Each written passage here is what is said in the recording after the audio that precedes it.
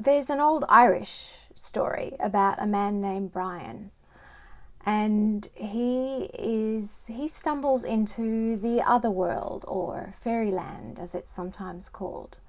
And in that place he's asked by an old woman that he meets to tell a story. And Brian, who is a simple basket maker, says, "Oh, no, no, no, no, no, no. I don't know how to tell stories. You've got the wrong guy."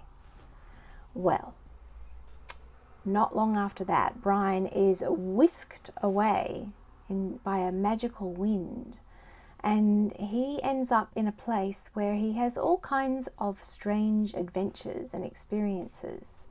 And when he is returned to the old woman at the end of the story, and she says to him, "Now, Brian, have you got a story to tell me?" And Brian says, "Oh, I do have a story." Well, I'm a little bit like Brian. I wondered, how does one become a storyteller? And so I looked for a couple of experienced storytellers, and I met with them, and I went to a workshop with one of them, and I was taught some simple techniques for learning and telling stories. And these are the techniques which I shared last year through a 9-month oral storyteller development project that a friend and I set up in Denmark, Western Australia.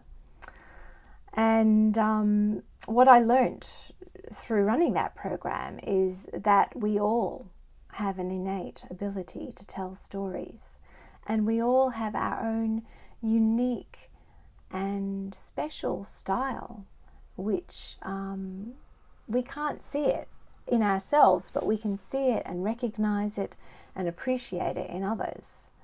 And that there are some very simple techniques for learning a story, beginning with mapping the bones of the story and then adding a little bit of flesh through imagination and gesture.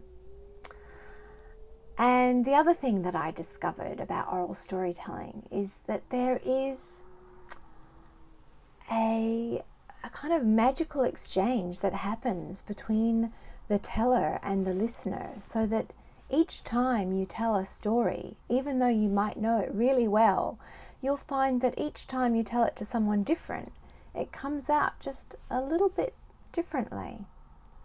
And it's as if that there is some kind of alchemical, magical exchange that happens where both the teller and the listener shape the story. And what is told and what is received is exactly what needs to be received by that person.